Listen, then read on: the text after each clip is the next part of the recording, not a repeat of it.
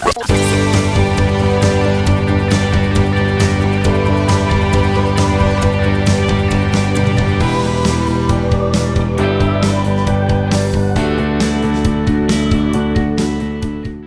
right, so we are now talking to an old friend of mine, Ramon Villa, a local filmmaker who also an instructor at UTEP. Yeah.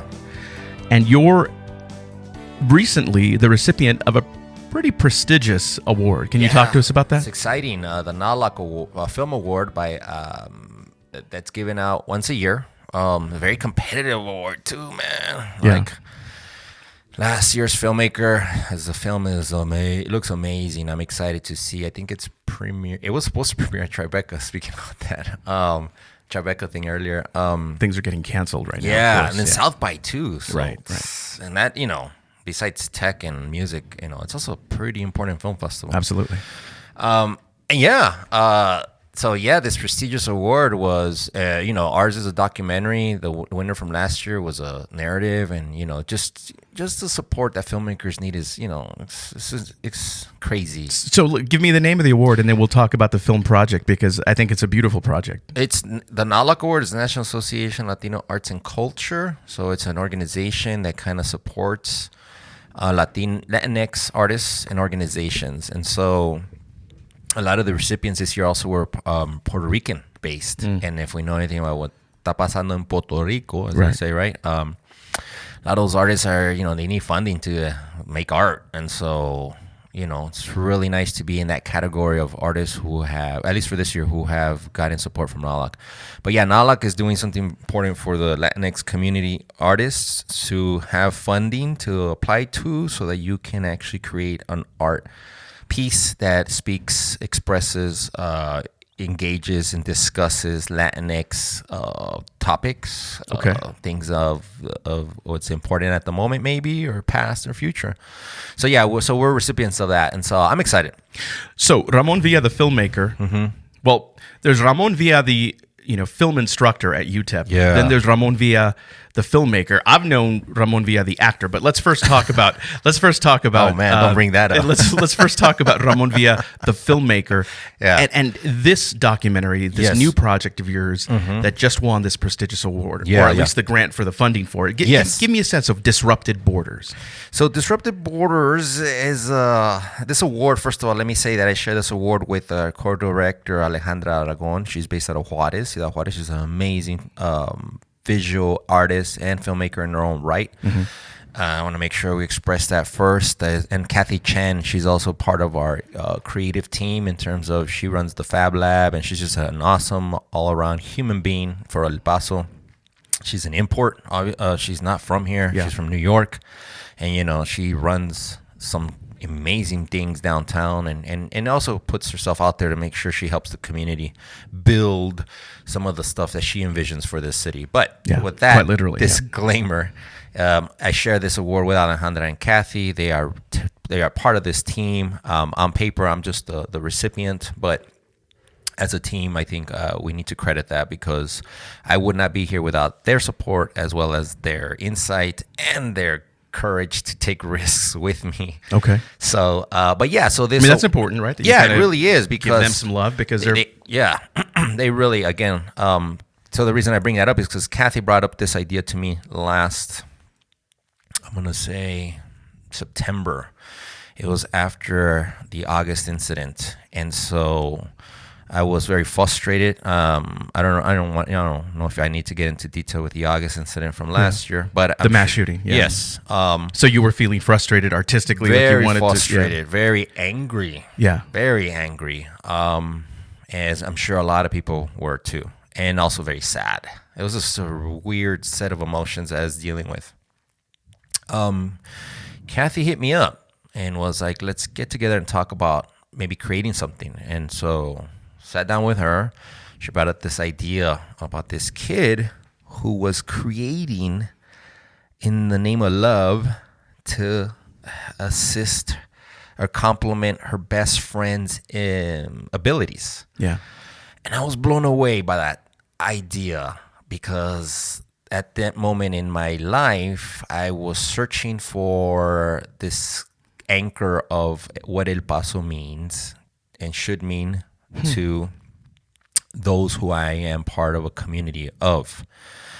And I was so blown away by the idea that of this story of a friend being and putting themselves out there for another friend. And it almost sounded like that's what I needed to hear at this moment after this August incident, and find a way to kind of help shape that narrative of how in El Paso we have a community, and depending on what community you're in, there's also an extension of one person to another that, put themselves out there to help you out. Yeah. And it's really, I haven't traveled the world much, but most places I have been, when I explain El Paso, that's always something I've always brought up in my conversations or discussions about El Paso. So whether it be Rotterdam, again, Hamburg, Germany, Peru, these ideas and concepts of what El Paso means to me and the people I surround or I am engaged with many times. And so when Kathy brought this idea to me, I was just like, thank you. That's interesting. So I didn't realize that. I know about the story and I know about the documentary, but I didn't realize that it had that backstory. Yes. So essentially here you have this story of a young lady here in town who is helping her friend who's an artist and building her, literally building her hands in order to create. Part of that is I don't know if she's building her hands, but definitely she is trying to complement her state of being. Okay, explain to me. She's actually building something. Isn't she using like 3D printing? Correct. So she first, before she met Kathy, she was actually creating and developing, because she's technically at heart, she's an engineer. So she sees a problem and she tries to create a solution to it. And so she technically was trying to find a way to assist her best friend, who is a double limb deficiency individual who actually uses a power chair to get around. Yeah. And so to complement her state of being and her artistry in terms of how she creates and how she draws and paints, and it's with, she uses instruments she puts in, like she takes a paintbrush and she uses her mouth to paint and draw. And so our protagonist, or Shiro, I would say, is then inspired by her best friend to say, how can I complement your being already? Not to take away what you're doing with how you are. I see. Not changing the process that she creates art with. Exactly. I see. Exactly. So as an artist, all artists need to have their own process. Yeah. Right? And I don't think our Wendy, her name is Wendy, I don't think Wendy is there to, upgrade in a sense, right? No, she's trying to complement how she is already to help her, if anything, give her more tools.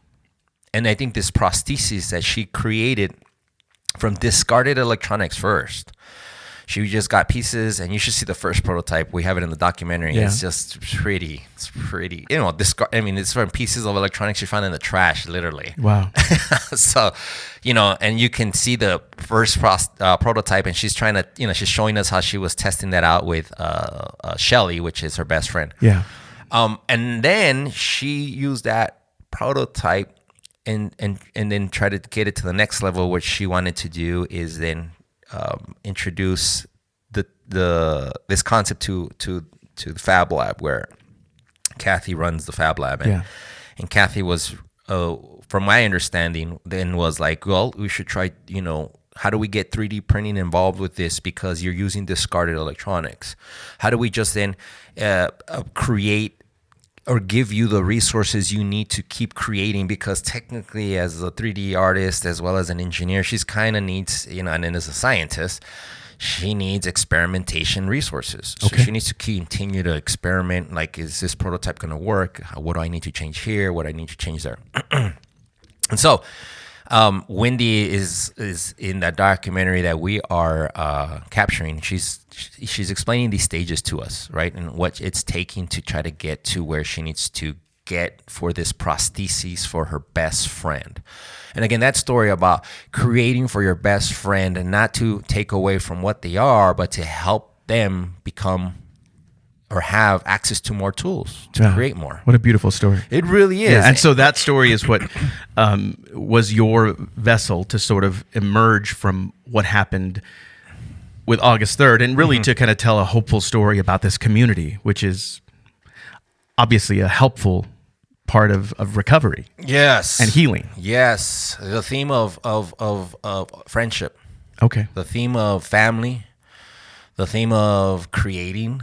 And the theme to, continue, to believe in the youth, to believe in each other. Right. Got it. I mean, just all that, it's all that part of love stuff that just hit me, and I'm just like, whoa, how do you, how do you tell this story? It's, and then especially at that moment in time, when,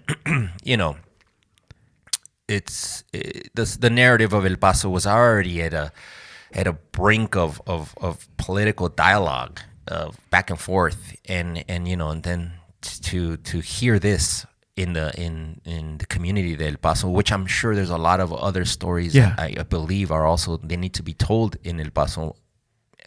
But this is a story that was somehow, serendipitously, it kind of connected. Well, this is a story you're telling. Yes, exactly. And we're glad you are. And you're in the process of that right now. Yeah. You're still in production. Is that correct? Or are you in post now? We're post, yeah. Okay, we're in so post. You're done shooting. We're done shooting. If anything, we'll probably do maybe a reshoot. Not scheduled yet. It's not even, but we're living in our contingency, right? Okay. So in case we need to reshoot something. But right now, as of what I've seen, most of the footage, I'm editing the piece too. So what I've seen from the footage is just, we have like 12 hours of plus 12 hours plus of material, and just so many different anecdotes.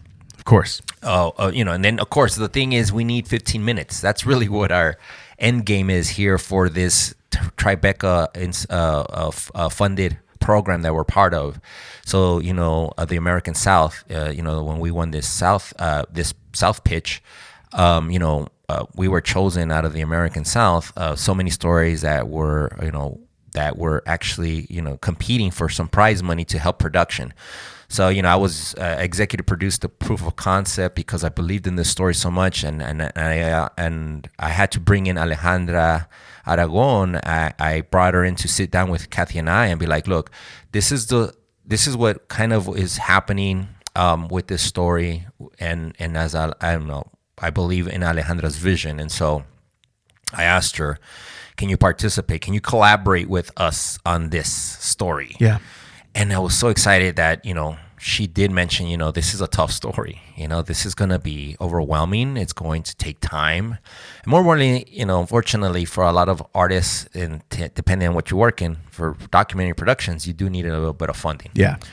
But this is the thing. I was prepared to bring in on my own monies because I needed to make sure that this story was told. So that was the backup plan. Yeah. And of course, we wanted to go out there and look for money and be like, look, we have a story. We need to get it told, and we need people to work on it. Unfortunately, I can't be, like you said earlier, I already work full time at UTEP. So, you can't be, it's just, you can't be spreading yourself too thin. Yeah. Hence, Alejandra's out there doing a lot of the shooting. We have our crew, shout out to Isaac and Julio, right, who are out there you're working this thing. And, you need those. Because they believe in the project. Exactly. Too. Yeah, absolutely. And so you need to also, take care of basic stuff like food and, gas, and making sure that they have also the time. So you got to pay for their time. And so I'm just glad that some of this funding is helping kind of just shape it quicker. But yeah, I was kind of, if I was going to have to fund it myself, it would take 2-3 years. Yeah. Right. The story at the heart of this is friendship. Yes. And relationships and Yes. and this community. And you've been actively involved in the film community here. You've always been involved, whether it's big productions that come in, you'll do some work or you'll do some acting. I think, if I'm not mistaken, maybe your film debut was on a movie that I made almost 30 years ago, I think. Mexican Standoff? No, it was Oh no, Heat is the Devil. Heat is the Devil. That's right. Yeah. That's right. Wow. You were a breakdancer. That's right. It was a small part, but I think that was was that your film debut? I think you were like 18 or something. Yes. I'm gonna say yes. Yeah. I was like 17, I think. Yeah. Yeah. I was right out of high school or something like that. When was that? That was 90. 95. Yeah, I graduated in 95, so it had to be either that summer 95 when I graduated or right before I graduated. So known you a long time.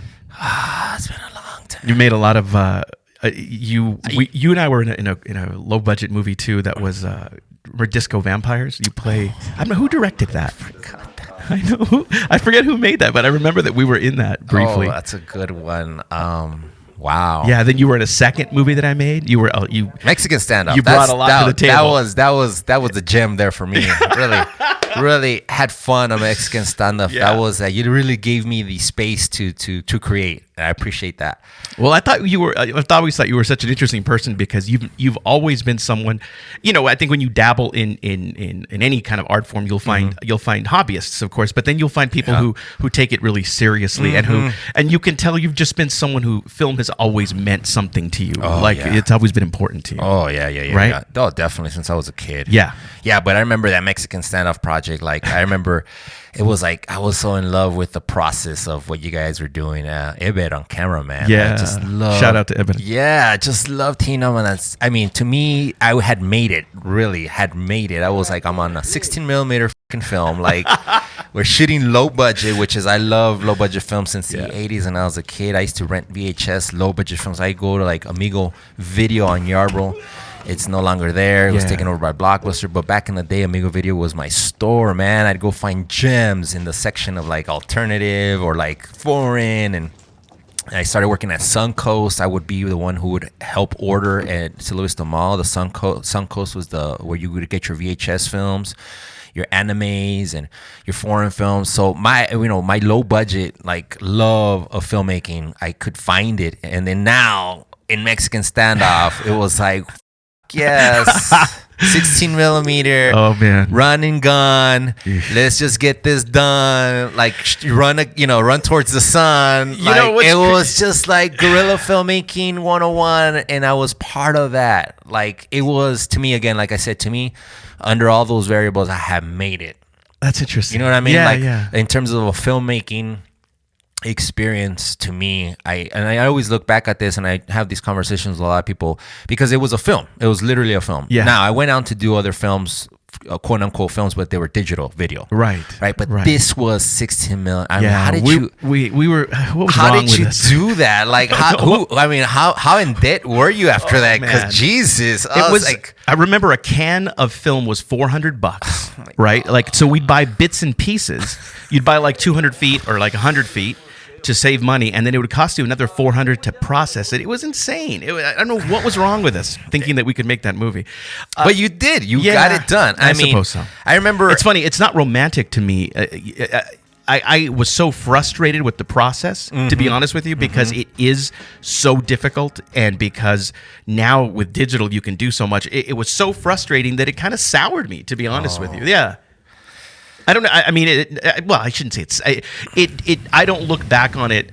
I mean, I'm glad we did it, but right. I have misgivings about how difficult a process it was to make film because you did not have the option to shoot digitally and make it look good. Digital looked like garbage back then. Remember? So yeah, no, I remember I had a conversation with you. You were I think you were on Oregon. Those apartments. And you had one of those early IMAX, I think, colored IMAX. Remember that? Yeah. And you showed me some footage, and it was digitized, and I was just blown away by that. Like I could see that what the film looked like, and how you were having this difficulty. I remember after that conversation saying like, damn, I never had thought about that post process. You know what I mean? Right. It was so difficult back then. I mean, things have changed dramatically. Oh, what? Are you kidding me? I could do this on my phone now. Literally. And make it look like a beautiful trailer shot on a Panavision.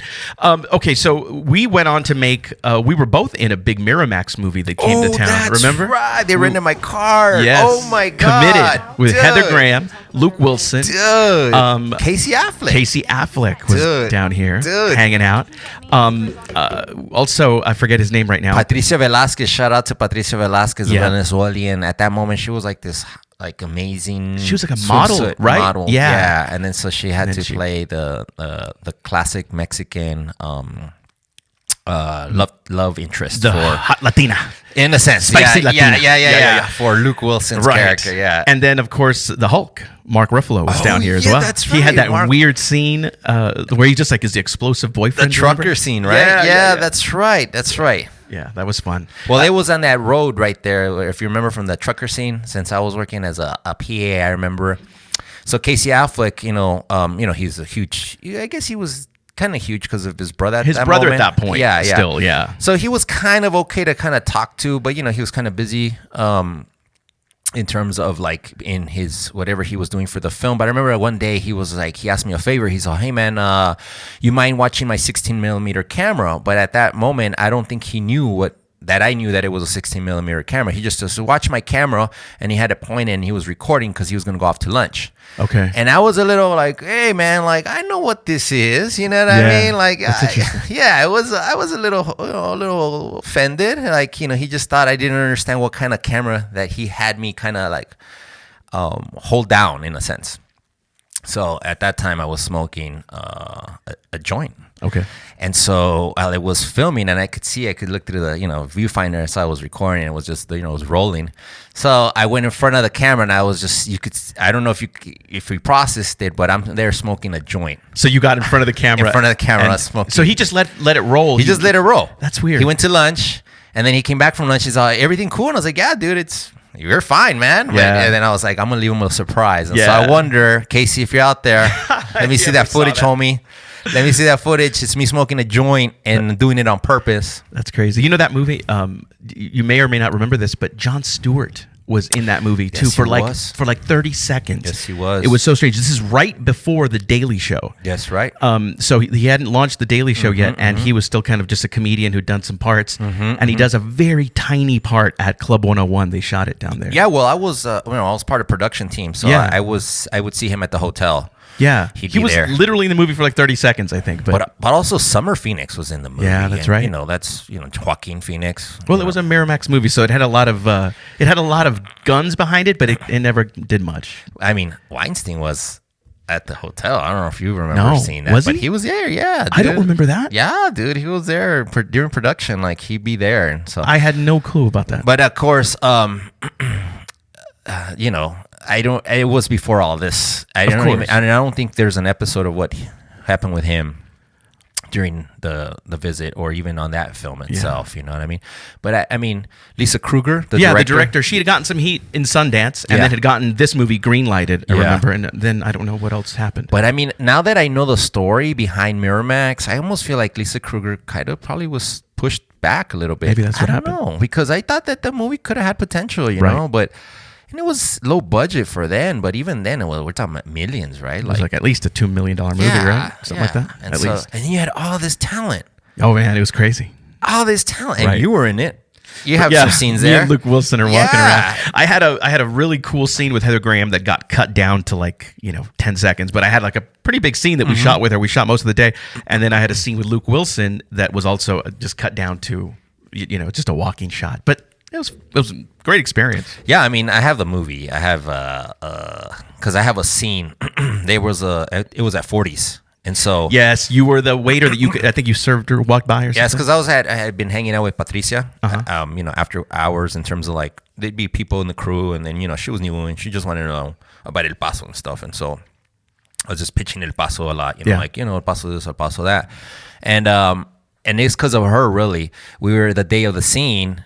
I think the extra didn't show up or something, and so they were asking if they could get someone to just do a quick line or whatever, and Patricia was like, Ramon will do it, and I was just like, all right, cool. But I was working behind the scenes. Which So they pulled you up front. yeah, they put That's me up interesting. front, Yeah. and so production people don't like that. They're like they get, especially people who are on production all the time. They're like, well, we just lost somebody who's in front of the camera now, and so I remember I got heat for that. Really? But it was Patricia. I was like, how can I turn that down? Yeah. I was like, she's got my back on this. So I'm like, yeah, I'll do it. Sure. And it's like one line or something, but yeah. Do you miss acting? No. That sounds like a no. I think the thing with acting for me was that I was in love with the spirit of acting when I was young. and luckily I got to work on your project. I was able to explore this.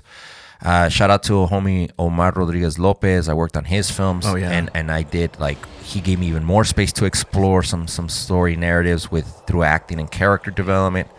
But right now, I think there's something about acting that I think I appreciate, which is when you find that role that really you can invest, of time in really developing. I think that's a fucking blessing. Shout out to all those actors who get those one roles or those roles that are consistent and they just create a whole career out of it, because that is hard. Yeah. That is tough. It's like playing the lotto, man. Not everyone can get that. But you're a real bon vivant, really, if you think about it. You're also, I forgot to mention, you're a musician. You've been a musician for a long time. I'm not sure if you still are, but you played briefly with Frontera Boogaloo and bassist. Had my own projects too. Yeah. I was in punk rock music before film. I was doing backyard shows in El Paso, and in backyard shows in El Paso have a notoriety to it because we've had a lot of musicians from El Paso come out of that little scene too. Sure. But yeah, I was 16, 15. Playing guitars in backyards, West Side, Lower Valley, East Side, with some very cool bands at the time, and even today, So I've been playing music, punk rock, at least started that way, and then it just evolved into different types of music from Frontera Boogaloo, which is more like a cumbia rhythm, Latin type of, movimiento type of stuff. Yeah, wonderful. Yeah. Hey, well, I, for one, am glad you're out there telling stories, man. Yeah, thank you, sir, for inviting me to your first prototype. Yeah, thank you. I'm excited to see where this goes. So what are you calling this thing? The Border. Just the Border. Nice. So you're on the border. Technically, I was on that project too. I don't know if would you hear about that one? That was with Casper Van Diem. Oh, yeah. I remember that. I forgot. Listen, there's been a few movies called The Border, though, right? True that. Yeah. But this one, Homeboy won an Oscar for writing. What was his name? The guy who wrote that. He changed the name to Coyote Rain. And That's right. And then he won an Oscar for writing for History of Violence. Oh, I didn't know That's that. the same Viggo guy. Mortensen was in that, right? Yeah, but the writer, Christopher, forgot his last name. Anyway, so he was on set he outside of El Paso, which was Fabens. Yeah. When they were shooting Coyote Rain, they used to call it On the Border.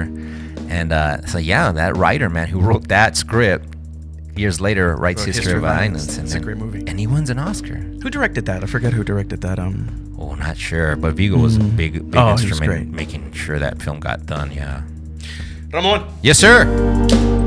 Yes, lots of stuff to talk about. We need another one just on film alone.